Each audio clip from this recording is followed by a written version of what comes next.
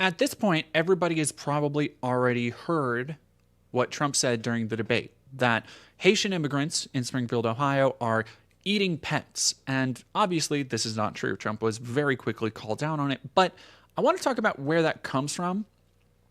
And it is mostly a long line of immediately disproving conspiracies that the right wing has continued to push, which is not a surprising thing for America. Because as we're going to discuss, I'm going to go over for everybody the history of Haiti. Why, in particular, Haiti is such an impoverished nation, why Haitian immigrants come here, why specifically they came to Springfield, Ohio, and how that led to the bizarre controversy that everybody is freaking out about now. So first off, I wanted to go into the history of Haiti as a colony. For those who don't know, Haiti was one of the first colonies from European settlers to completely throw off the shackles of oppression and basically overthrew the French, who had settled there originally. Haiti declared its independence from France on January 1st, 1804. From 1971 to 1804, the slaves of Haiti, then known as the French colony Saint-Domingue, fought off their French slave owners. France fought to hold on, as it was the wealthiest colony, exporting sugar, indigo, and coffee. In 1804, under the leadership of Toussaint Louverture, they succeeded in throwing off their colonial power. The Haitian Revolution marked a significant event in history. Haiti became the first modern state to abolish slavery, the first state in the world to be formed from a successful revolt of the lower classes, and the second republic in the Western Hemisphere, only 28 years behind the United States. Despite this landmark event, the United States did little to respond to the Haitian Revolution. In fact, its silence is very telling. Southern plantation owners, fearful of revolts from their slaves, worked to prevent their slaves from learning of the Haitian Revolution. They also pressured the U.S. government to refuse to recognize Haitian independence, which it did until 1862 after Southern states seceded from the Union. In 1950, the United States Marine Corps invaded Haiti and remained in the country for almost 20 years. Nominally there to keep peace within the country, there had been 6 presidents and untold violence during the prior 5 years. The military played an important role in reshaping the country's government and in forming their national army. That national army is infamous today for its undemocratic coups and violations of human rights. The military occupation also provided an opportunity for the U.S. to strengthen its economic ties with the country. Since the late 19th and early 20th centuries, the United States attempted to revitalize mercantilism in the Caribbean with a large focus on Haiti. This trade had devastating effects on Haiti, as Haiti models how foreign trade can foster socioeconomic decline.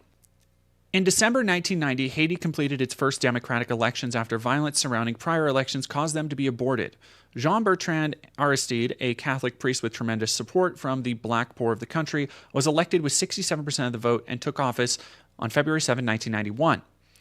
On September 29th, the Haitian military removed him from office and forced him to sign a resignation. He spent the next 3 years in exile, returning in 1994 and serving out his term until February 1996. During the time of his exile, the country was in chaos, and its next political elections were not approved by international election commissions. The U.S. military occupied Haiti from 94 to 97 in order to establish peace and restore democracy. Where have we heard that before? In 2000, Aristide won another presidential election, garnering over 92% of the votes. The United States' role in both the coup against Aristide have been disputed. Aristide, among others, claimed the U.S. was directly involved in its forced removal from the country in 2004. The Haitian military and the Haitian National Intelligence Service, set up and funded by the CIA in the 1980s, were both key players in the coup against Aristide. Are we noticing a trend here?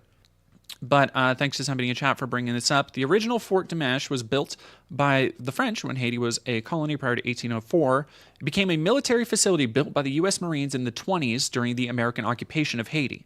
Already prior to Duvalier, it may have been used for the handling of political prisoners. During the reign of Duvalier, he and his tonton Macou used the facility as an interrogation center and prison to incarcerate, torture, and murder political opponents. Also, people who tried to escape from the island and were caught were brought to Fort Dimanche. His son, Jean-Claude Duvalier, continued to use it as an instrument of terror.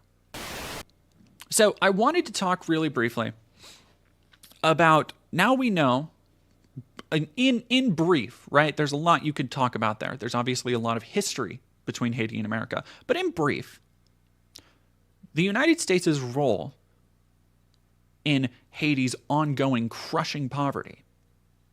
So it's not surprising that Haitians would want to emigrate here for literally any opportunities, right? So when you combine that with a place like Springfield, Ohio, which when I heard that, because you understand, okay, there's a lot of Cuban immigrants in Florida. That makes sense, right? Florida, Cuba, they're right there, right? I know they got to be like a 10-minute drive away, basically, right? Like in Bad Boys 2, they basically just take a boat trip to Cuba at the end. Yeah, Michael Bay's never led me astray with scientific facts. So, but my first reaction when I heard like, wait, Haitian immigrants are invading Ohio, I was kind of confused by that. Like, of all the places for this, what the racists are saying is the great replacement to kick off, Springfield, Ohio?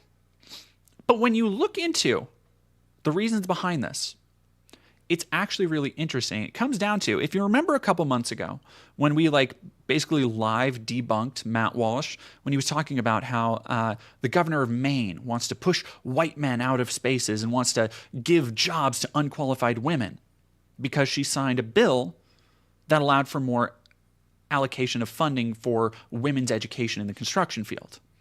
And that was the way Matt Walsh framed it. Much like the way racists now are framing this Haitian invasion of Springfield, when you actually look into it, it's because of the town's economic interests and the need for a consistent workforce. City leaders sent a message to residents last week. Immigrants and their businesses are welcome in Springfield. However, one statewide political action committee believes bringing immigrants to municipal areas isn't the way to turn around population declines in Ohio cities. Commissioners unanimously approved a resolution last week that calls for the city to adopt policies that promote the inclusion and integration of immigrants in the community. Springfield will join other cities like Dayton and Columbus that have formed Welcoming America, a voluntary network of immigrant-friendly communities. Last week, Cincinnati also launched a new task force on the issue. The city was approached about the legislation by Welcome Springfield, a nonprofit founded earlier this year to advocate for new foreign-born residents. With the growing Hispanic population in Springfield, it made sense to pass the resolution, Mayor Warren Copeland said. Now, you might be saying, okay, I thought this story was about Haitian immigrants, not Latino immigrants. You are correct. Springfield has become a hub of multiple different kinds of immigrants because a couple years ago, it was struggling to keep up with the workforce its factories needed. When Haitian immigrants began trickling into Springfield to work in local produce packaging and machining factories in 2017, some thought the new residents could help the city regain its former vigor as a once thriving manufacturing hub. Once home to a major agricultural machinery companies, in the mid-20th century, Springfield has lost a quarter of its population since the 60s. They came to us for one reason. They were looking for ways to find out how to work. Casey Rollins, executive director of the St. Vincent de Paul Society's Springfield chapter, says of those who came to the Ohio city from Haiti, quote, "So we got together immigration lawyers and interpreters to figure out how to help get them work. We are getting them online and getting them to apply for work permits. We want workers here in Springfield. They want to work." Haitians and immigrants from Central American countries have been in high demand at Springfield's Dole Fresh Vegetables, where they've been hired to clean and package produce, and at automotive machining plants whose owners were desperate for workers due to a labor shortage in the wake of the COVID-19 pandemic. New Caribbean restaurants and food trucks have opened across South Springfield, where once abandoned neighborhoods are now bustling with residents.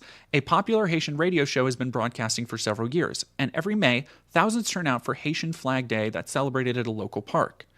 But the glut of new arrivals has also stretched hospitals and schools in the area, angering many locals who resented their presence. And we will talk about this because last August, when an 11-year-old boy was thrown from a school bus and killed after its driver swerved to avoid an oncoming car driven by a Haitian immigrant. So naturally, that kicked off a slight bit of fervor. However, interestingly enough, the child's father, who the Haitian immigrant did, by the way, get jailed for manslaughter, and I believe is serving a 9-year sentence. Locals upset by the growing immigrant community wondered if they were being taken over, if Springfield had become ground zero for the baseless Great Replacement theory. This is tied into the eating cats thing through the Nazi thing. Like that, this is how what was essentially a Facebook meme spread to the point where the Republican vice president and presidential candidates have been nonstop, essentially lying about an entire population of perfectly legal immigrants who have lifted up an entire community, who have stimulated the economy and become a backbone of a town's workforce. Like that's what we're seeing here.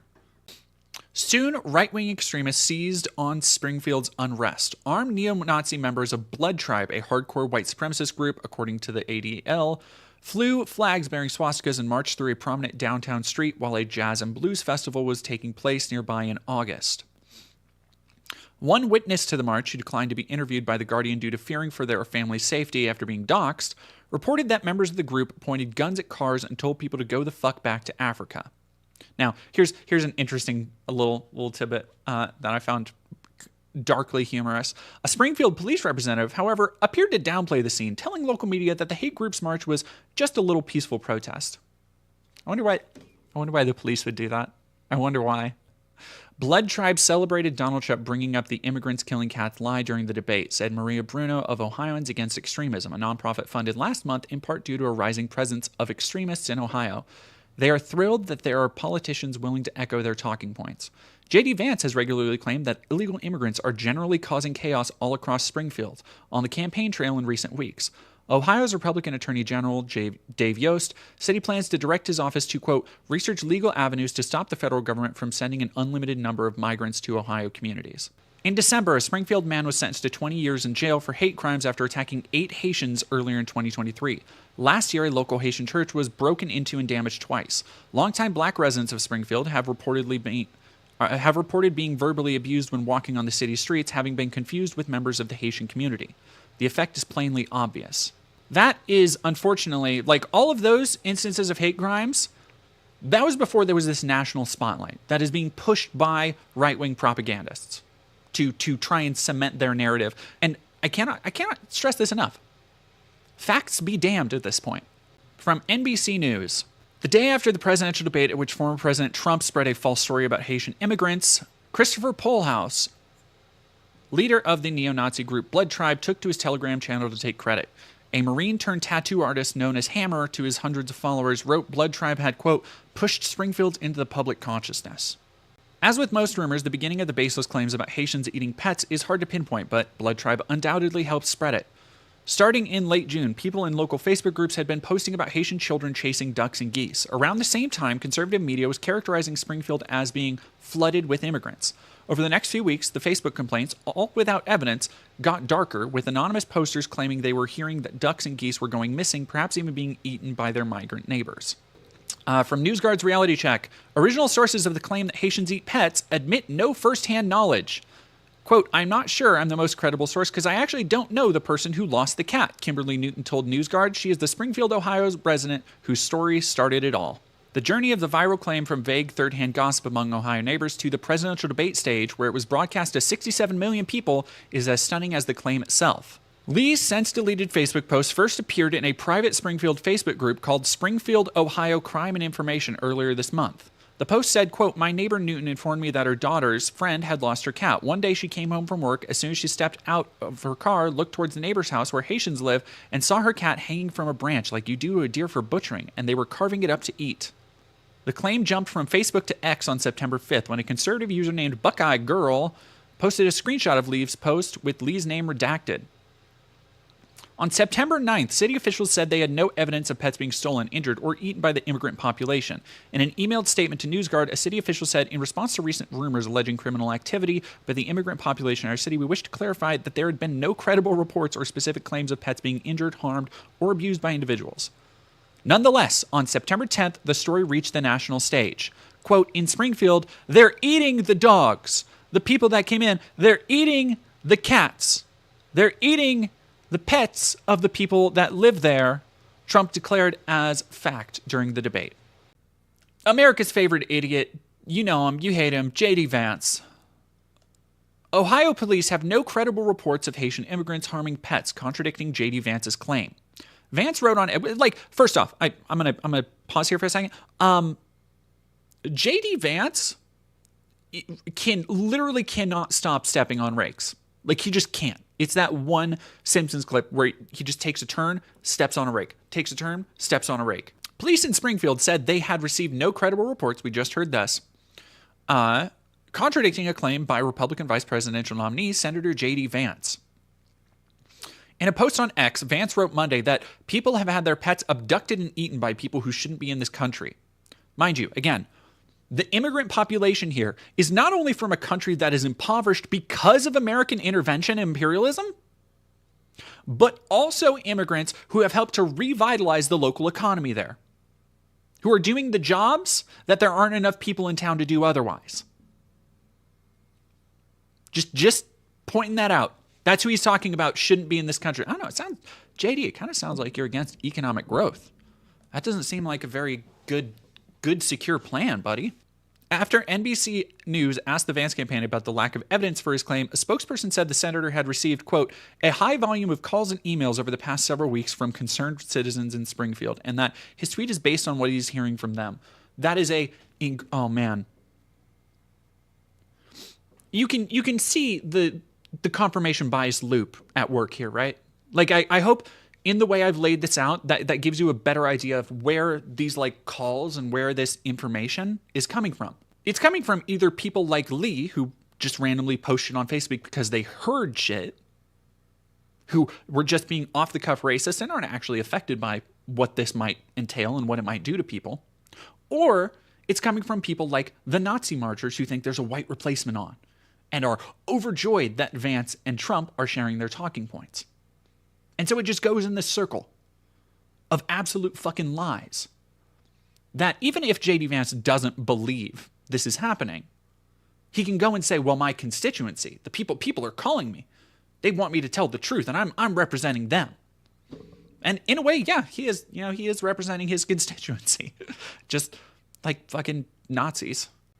Oh, but that's unfortunately not where this story ends. I would like to, in one comedic interlude, slightly comedic interlude,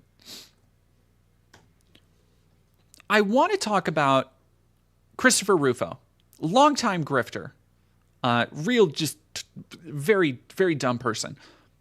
But he has spent the last several days, let me pause this real quick. Basically, a couple of days ago, Christopher Rufo came out on Twitter, and because they were unable to get actual confirmation that people were eating and killing cats, like there was literally no evidence for this, but conservatives were so determined that it was actually happening. Christopher Rufo said that he would offer a cash reward for anybody who could find video evidence. Now, couple of problems with that. What you are basically doing there's a reason that news outlets and news stations don't just go, hey, we'll give cash money if you find pictures of crimes in progress. Do you know why? It's because you're encouraging people to do the crimes themselves. You're essentially saying to somebody, without that middle part, if there is footage of this happening, I want it. And people can intuit that as, oh, I'm going to do that thing, and then film it and give it to you, and then just say somebody else did it. Like that's basically what happened, right? Now, a couple notable problems here. So we got the footage because fucking, of course, somebody ripped him off. Exclusive. We have discovered that migrants are, in fact, eating cats in Ohio. We have verified with multiple witnesses and visual cross-references that American migrants in Dayton, the city over from Springfield, barbecued these cats last summer. So a couple problems there. One, last summer, not the same as like this year. Like a year ago in a different city is not really the same thing. Two, the shape of these cats, particularly things like this right here, and the little claws right here, are not super cat-like. You may have noticed that. So did pretty much everybody else. Like the dude was just duped. Straight up duped. This entire saga, this controversy, whatever you want to call it, has been a fascinating look into how obviously eager J.D. Vance is to have like any kind of political victory. perceived political victory, because he has really thrust himself like wholly, like just landing on this grenade repeatedly. The way that he has gone to bat for the Haitian immigrant hoax continues to blow up in his face, because here he is saying that, aha, it's actually true. This story completely has merit. And he's saying it about the chicken video. After all of these lies have been spread by Trump and J.D. Vance and Charlie Kirk and Jack Posobiec and Laura Loomer and just the whole cadre of racist, right-wing, white talking heads, pushing, like, if not directly pushing ideas around white replacement, as in the case of like Charlie Kirk literally saying white replacement on his podcast, then at the very least making Nazis happy by calling attention to it anyway, right? Like this is just Nazi propaganda at this point. Like there's Der Stürmer shit from World War II that was less on the nose than the way that they are trying to paint Haitian immigrants. And it has already understandably, unfortunately, and entirely predictably, had an impact on the community. From just a couple days ago, just yesterday, Time magazine, the Springfield School District in Ohio closed one middle school and evacuated 2 elementary schools on Friday due to bomb threats, as former President Donald Trump and his Republican allies continue to make inflammatory and unfounded claims about the city's Haitian immigrant community. The incident marked the second consecutive day of disruptions for Springfield following similar threats that had prompted the evacuation of City Hall on Thursday. It was revealed Friday that Thursday's bomb threat in Springfield used hateful language against the city's immigrant population. Springfield Mayor Rob Rue told Time that 2 more bomb threats were received via email on Friday morning, targeting several city commissioners, a municipal employee, 3 schools, the town's city hall, the Bureau of Motor Vehicles, and the Ohio License Bureau Southside. Local officials are working with the FBI to trace the origins of the threats, the mayor said. Students at Perrin Woods and Snow Hill elementary schools were moved to alternative locations, while Roosevelt Middle School remained closed for the day. Explosive detection canines were deployed to inspect the facilities, and authorities later confirmed that the buildings were clear of any explosive devices. Trump reiterated unfounded claims about Haitian immigrants during a campaign stop in Arizona on Thursday. There's a place called Springfield, Ohio that you've been reading about. 20,000 illegal Haitian immigrants have descended upon the town of 58,000 people, destroying their entire way of life. This was a beautiful community, and now it's horrible what's happened, he said. Again, cannot express enough. They helped to revitalize the entire economy there. They did the jobs nobody else wanted to do. And this is the thanks that a hardworking immigrant community who came here from an impoverished nation, as we've talked about, an impoverished nation that is impoverished because of U.S. policy. And this is how they're treated. Land of the free, home of the brave, right? So now we will go to an educational source, because I want to compare this to another issue in America's past. And while a lot of people have been directly calling out how the open racism from modern conservative movements towards immigrant communities like this certainly echoes the kind that you would see in fascist movements in Germany towards Jewish people and Romani people, in America, we actually have what I would say is a much better corollary, and one that is now not really thought of in the conversations around America's racist past, and that is the Irish immigration. Now, for those who don't know, or those who are only tangentially familiar with it, there was a massive outpouring of Irish immigrants in the early to mid 1800s to America. Partially, mostly, because they were hit by a terrible, and you've probably heard of it, the Irish potato famine, which left so many people impoverished, unable to eat, unable to feed themselves. Part of that had to do with mismanagement from the British government. Does this sound kind of familiar with the situation in Haiti yet? Like they aren't quite, it's like that George Lucas quote. Like, it's not quite a reflection, but it's like poetry, it rhymes. You understand? So what you had was a massive spate of Irish people coming to America. And the Irish were treated as an outsider group. It's like today, we think of the Irish population. Most people think of the Irish population as that, like, that's a white-ass white person, right? Irish, Scottish, German, British, French, whatever.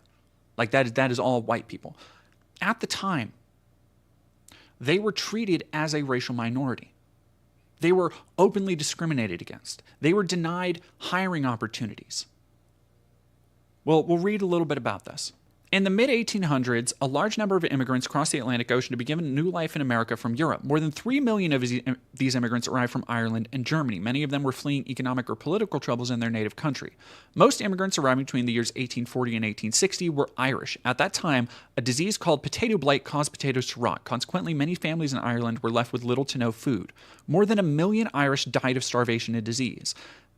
Those that had some money in savings often fled to the U.S. Most immigrants were poor. Cities in Massachusetts, New Jersey, and Pennsylvania received the majority of these immigrants. The Irish generally lacked job skills outside of agriculture, which resulted in them being hired as laborers to build canals and railroads. Again, does this sound familiar? Irish women often worked as domestic servants for wealthy families, laboring 16 or more hours per day. In 1849, a Boston Health Committee reported that low wages forced most Irish immigrants to live in poor, undesired housing. Still, many immigrants enjoyed their new feeling of equality. Let's talk a little bit more about that potato famine and the role that Britain played in it. Nearly 2 million refugees from Ireland crossed the Atlantic. Beginning in 1945, the fortunes of the Irish began to sag along with the withering leaves of the country's potato plants. While the potato blight struck across Europe, no corner of the continent was as dependent on tubers for survival as Ireland, which was mired in extreme poverty as a result of centuries of British rule. Packed with nutrition and easy to grow, potatoes were the only practical crop that could flourish on the minuscule plots doled out by wealthy British Protestant landowners. The Irish consumed 7 million tons of potatoes each year. They ate potatoes for dinner, they ate them for lunch and breakfast. The average adult working male in Ireland consumed a staggering 14 pounds of potatoes per day, while the average adult Irish woman ate 11.2 pounds. So it is impossible to overstate the devastating effect that something like that would have on a culture, on an economy, on a population, completely destroying their primary food source. And again, it was worsened by imperialist intervention from a superior power. Ireland's population was nearly halved by the time the potato blight abated in 1852. While approximately 1 million perished, another 2 million abandoned the land that had abandoned them in the single largest population movement of the 19th century. Most of the exiles, nearly a quarter of the Irish nation, washed up on the shores of the U.S. They knew little about America except one thing: it had to be better than the hell that was searing Ireland. Herded like livestock in dark, cramped quarters, the Irish passengers lacked sufficient food and clean water. They choked on fetid air. They were showered by excrement and vomit. Each adult was apportioned just 18 inches of bed space, children half that. Disease and death clung to the rancid vessels like barnacles, and nearly a quarter of the 85,000 passengers who sailed to North America aboard the aptly named coffin ships in 1847 never reached their destinations. Their bodies were wrapped in cloths, weighed down with stones, and tossed overboard to sleep forever on the bed of the ocean floor. When they actually got to America, the nightmare didn't fucking end. Conflict between Protestants and Catholics in the U.S. had already broken out in violence before the first potato plant wilted in Ireland. Anti-Catholic, anti-Irish mobs in Philadelphia destroyed houses and torched churches in the deadly Bible riots of 1844. New York Archbishop John Hughes responded by building a wall of his own around Old St. Patrick's Cathedral in order to protect it from the native-born population, and he stationed musket-wielding members of the ancient order of Hibernians to guard the city's churches. Wild conspiracy theories took root that women were held against their will in Catholic convents and that priests systematically raped nuns and then strangled any children born as a result of their union. I want you to think, again, what is one of the most common things places like Libs of TikTok are constantly sharing? Wild conspiracies, fake news stories, stories that happened years ago, things that aren't even responsible by immigrants, most often of the time. What do they usually have in common? They are usually stories about immigrant men attacking women, raping women. This is one of the literal oldest tricks in the book for getting a population to hate outsiders. They're coming here, they're taking our women.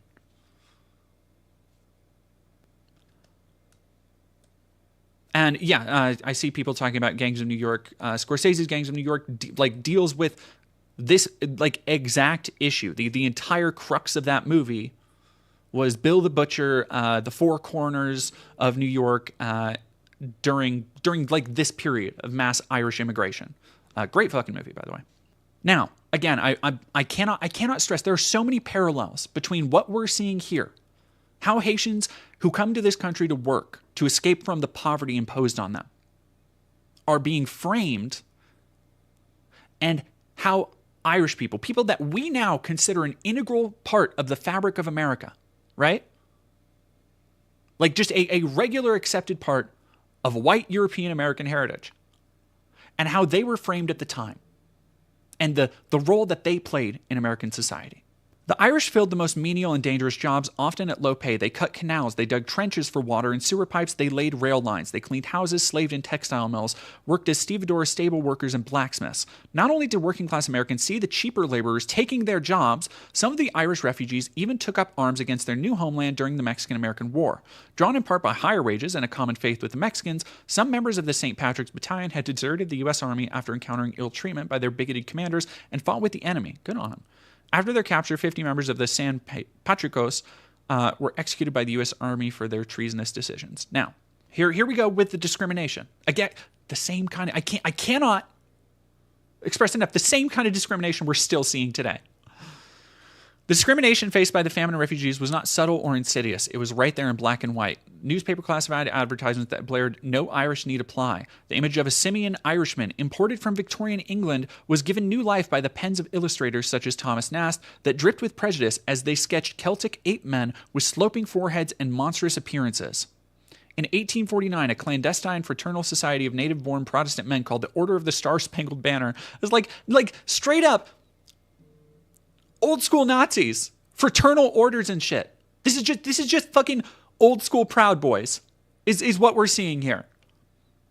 Bound by sacred oaths and secret passwords, its members wanted a return to the America they once knew, the land of temperance, liberty, and Protestantism. 1849.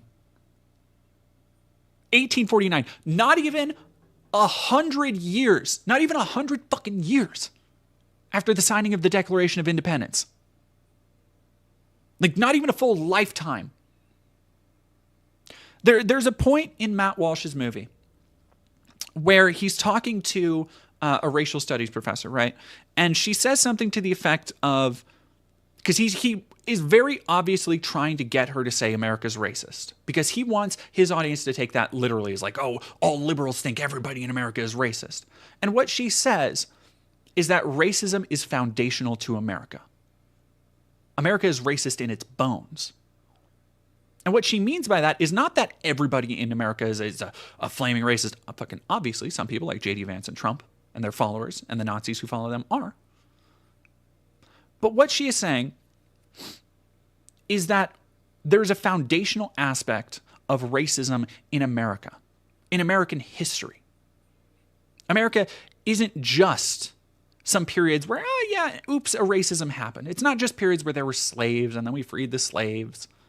It's not just a period where we used Chinese to build our railroads and then we had the Chinese Exclusion Act. It's not just periods where, oh yeah, we put the Japanese in camps and we took all their shit and then we let them out.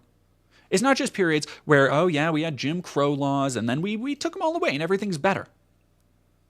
It's not just periods where the Irish were discriminated against for stealing jobs and Protestants formed gangs to fight back against them and saying, oh, we need to go back. We need to return, like literally return shit.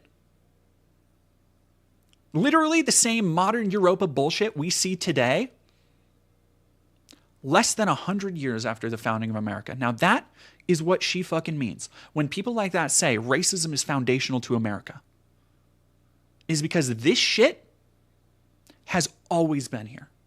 The stuff we are seeing with Haitian immigrants right now are the same arguments that have been integral to the structure of the American psyche literally since the fucking beginning.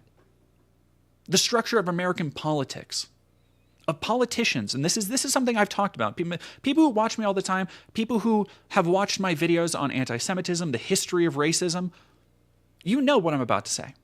This is the easiest way for politicians to cement their bases, to give people an outgroup to hate. To say, don't pay attention to what's going on over here. Whether that's like shit in Tammany Hall, which is well known to be one of the most fucking corrupt local governments in the history of America. right? Whether it's the stuff with Donald Trump. Doesn't matter. If you can give somebody an outgroup to look at and say, hey, they're taking your jobs. They're taking your women. They're eating your cats, eating your pets. Doesn't matter how fucking ridiculous it is.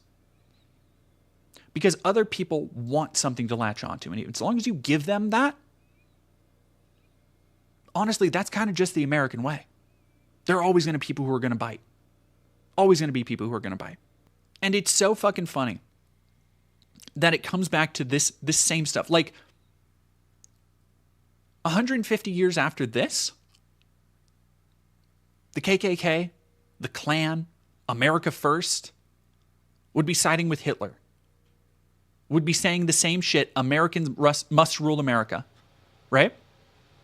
It's the same shit. It really is. America for Americans. Make America great again. America first. Buoyed by the war cry, Americans must rule America, the Know-Nothings elected 8 governors, more than 100 congressmen, and mayors of cities including Boston, Philadelphia, and Chicago in the mid-1850s. Oh, shocking. Nativists use violence to further an agenda. In 1854, an anti-Catholic mob in Ellsworth, Maine, dragged Jesuit priest John Baptist, who had circulated a petition denouncing the use of the King James Bible in local schools, into the streets where they stripped him and sheltered his body in hot tar and feathers. That same year, the Know-Nothings in Bath, Maine, smashed the pews of a church recently purchased by Irish Catholics before hoisting an American flag from the belfry and setting the building ablaze. When the Bishop of Portland returned to the city a year later to lay a cornerstone for the church's replacement, another mob chased him away and beat him. The violence turned deadly in Louisville, Kentucky in August 1855 when armed Know-Nothing members guarding polling stations on an election day launched street fights against German and Irish Catholics. Immigrant homes were ransacked and torched. Between 20 and 100 people, including a German priest, fatally attacked while attempting to visit a dying parishioner, were killed. Thousands of Catholics fled the city in the riot's aftermath, but no one was ever persecuted for the crimes committed on Bloody Monday. Now, if you know American history, the history of segregation in America, that might sound eerily similar to what happened to Black Wall Street. If you don't know the story of that.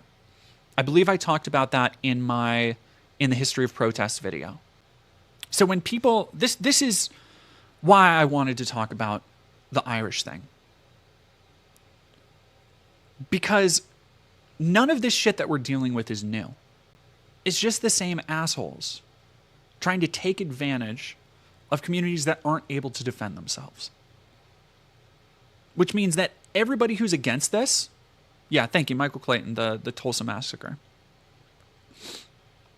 Everybody who is against something like this, you have a responsibility.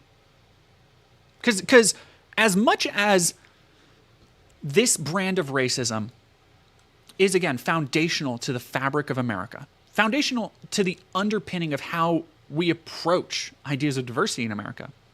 It's always been here. But it's not the only thing that's always been here. There were Protestants that helped Irish immigrants. There were Catholics and white people that helped slaves. There have always been people willing to take a stand to fight against misinformation, to befriend their immigrants instead of slander them with baseless accusations of eating pets. And the important thing right now is that if you truly want to fight back against this misinformation, you need to call it out wherever you see it. And you need to educate yourself on issues just like this. If there is one reason why so many Americans fall for these narratives around immigrants, around immigration ruining us, is because they do not know the history of America. When Democrats and liberals and everybody say, oh, we're a melting pot, this is what they mean. They mean the Irish who came over here seeking any kind of food, risking death, packed into unimaginably terrible environments for months on end, just for a chance to make something of themselves, raise a family in America. We see that same kind of melting pot today. And just like back then, people want to point out and say, oh, they're ruining us. They're taking over our land. Native-born Americans only. Even though, like, they don't want to get into the conversation of, like, you're not native-born Americans. Hey, what happened to the indigenous Americans? Huh? And really, yeah, like the best thing to do. If people knew these stories, if stories like this were taught in American schools, as much as, fucking, oh, George Washington had wood teeth or chopped down a cherry tree or any of that bullshit, people would be more easily able to draw these comparisons in their head. But they're not. This is why we have to.